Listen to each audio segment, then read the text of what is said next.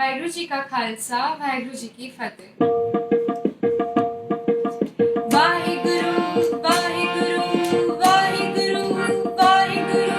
वाहिगुरु वाहिगुरु वाहिगुरु दम न बिरथा जाए, दम न बिरथा जाए, दम न बिरथा जाए, दम न बिरथा जाए, दम दम सदा समारदा, दम न बिरथा जाए, दम दम सदा समारदा, दम न बिरथा जाए, दम न बिरथा